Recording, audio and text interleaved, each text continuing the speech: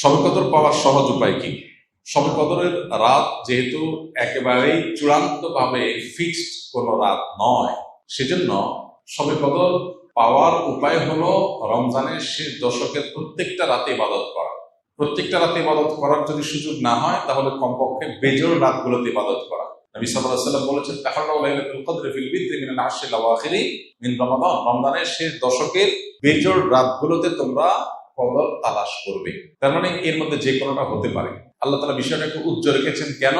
হাফেজ ইবনে হাজার আসকারী রাহমাতুল্লাহ আলাইহি বিশ্ববিখ্যাত হাদিস ব্যাখ্যাতা, হাদিস বেত্তা, তিনি সহিহ বুখারীর বিখ্যাত ব্যাখ্যা গ্রন্থ ফাথুল বারীতে লিখেছেন যে আল্লাহ রাব্বুল আলামিন লাইলাতুল কদর নির্দিষ্ট একটা রাতকে ফিক্সড করে না দিয়ে, এই যে শেষ দশক আবার বেজোড় রাতগুলোর মধ্যে সম্ভাবনা বেশি, এটা করেছেন যাতে করে আমরা বেশ কয়েকটা রাত ধরে ইবাদত করতে পারি।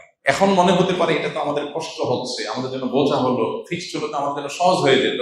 মরার পর যখন আমল নামা হাতে পাবো, তখন মনে হবে ইস, এই লাইলাতুল কদর আল্লাহ শেষ 10 রাতের মধ্যে রেখেছেন। পুরো রমজান রাখতেন তাহলে 30 রাত ধরে ইবাদত করতে পারতাম, কারণ তখন লাভটা চোখে আসবে এবং দেখা পড়বে। এই জন্য লাইলাতুল কদরের জন্য শেষ সাথে বেশি বেশি ইবাদত করতে হবে। এটা হলো লাইলাতুল কদর পাওয়ার সহজ উপায়। আরেকটা সহজ উপায় আছে, সেটা হলো ইতিকাফ, যেটা এতক্ষণ বললাম।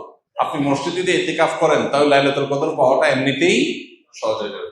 এমনকি ইতিকাফকারী ব্যক্তি, যদিও শেষ দশকে নবী সাল্লাল্লাহু আলাইহি ওয়াসাল্লাম রাত জেগে থাকতেন, যদি কোনো কারণে তিনি ঘুমাতে হয়েছে, ঘুমিয়েছিলেন, তারপরে ইতিকাফকারী ব্যক্তি ঘুমাইলেও সেটা ইবাদতের মধ্যে। বাসার ঘুম আর মসজিদে ইতিকাফকারী ঘুমের মধ্যে পার্থক্য আছে। মসজিদে অবস্থানটাই ইটসেলফ একটা ইবাদত। অতএব আপনি যদি চান যে আমার লাইলাতুল কদর মিস না হোক, তাহলে তার জন্য সবচেয়ে মোক্ষম সুযোগ এবং সবচেয়ে সহজ উপায় হলো ইতিকাফ করা। ইতিকাফ অত্যন্ত প্রেমময় একটি ইবাদত, যেটা খুব ভেতর থেকে ফিল করা যায়। আল্লাহর সাথে একান্তে কথা বলা যায়, অনুভব হবে যে আমি আল্লাহর ঘরে আছি, আল্লাহর ঘরে হাজির হয়ে গেছি। সবাই বের হয়ে যাচ্ছে, আমি বের হচ্ছি না, কারণ আমি আল্লাহর ঘরে বন্দী, নিজেকে বন্দী করে ফেলেছি। অন্যরকম এক ফিল আসবে ইনশাআল্লাহ। রমজানে কাজা হওয়া রোজা মা বোনরা কখন রাখা সর্বোত্তম হবে? সবচেয়ে উত্তম হলো শাওয়ালের মধ্যে রেখে ফেলা, যত আগে রাখা যায়। যদি সেটা না রাখা যায়, পরবর্তী রোজার আগে আগে রেখে ফেলা উচিত।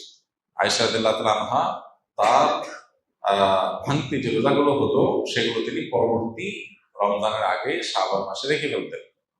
তিনি এর মধ্যে রাখতে পারতেন না কেন? কারণ নবী সাল্লাল্লাহু আলাইহি ওয়াসাল্লাম তার সাথেই থাকতেন, এবং নবী সাল্লাল্লাহু আলাইহি ওয়াসাল্লাম সাথে থাকার কারণে, স্বামীর সাথে থাকার কারণে স্বামীর হাজত বা প্রয়োজনকে মাথায় রেখে রোজা রাখতে সুযোগ পেতেন কম।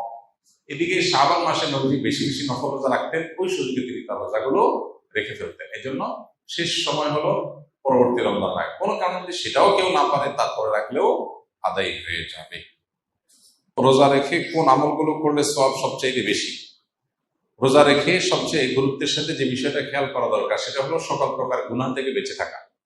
সকল প্রকার গুনাহ থেকে বেঁচে থাকা। আমি রোজা আছি, আমি গীবত করবো না, আমি রোজা আছি ঝগড়া করবো না, আমি রোজা আছি গালমন্দ করবো না, আমি রোজা আছি মিথ্যা কথা বলবো না, আমি রোজা আছি হারাম কোনো জিনিস ফেসবুকে, ইউটিউবে, মোবাইলের বাইরে, অফলাইনে, অনলাইনে কোনোভাবে দেখবো না।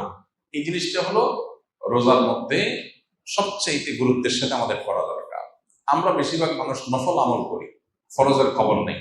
আমরা কোরআন তেলাওয়াত করি, আমরা ওয়াজ শুনি, আমরা জিকির আজকার করি, কিন্তু আমি মোবাইলে হারাম জিনিস দেখি, ভিডিও দেখি, মিউজিক শুনি, ইচ্ছায় অনিচ্ছায় আমার জ্ঞাতসারে অজ্ঞাতসারে গুনাহ করি। তাহলে আমার রোজার পুরো ফজিলতটা নষ্ট হয়ে যায়।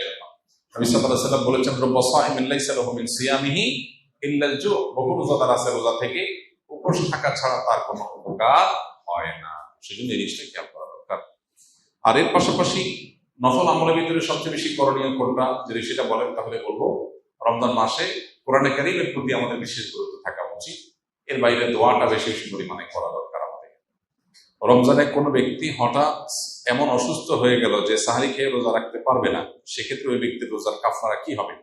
কারণ যদি আসলে রোজা রাখার মতো সামর্থ্য না থাকে, তাহলে তার কাফারা হবে যে তিনি এই রোজার জন্য পরবর্তীতে রোজা রাখবেন। আল্লাহ বলেছেন, ফামান কানা মিনকুম মারিদান আও আলা সাফারিন ফাইদ্দাতুম মিন আইয়ামিন উখরা। যে ব্যক্তি অসুস্থ হবে অথবা সফরে থাকবে, সে অন্য সময় সে রোজা রেখে দিলে আদায় হয়ে যাবে, গুনাহ হবে না। কিন্তু অসুস্থতাটা এমন লেভেলের অসুস্থতা হইতে হবে যে এই অসুস্থ অবস্থায় তার রোজা রাখার কোনো সুযোগ নাই, রাখলে তার জীবনহানি বা অসহনীয় কষ্ট হবে।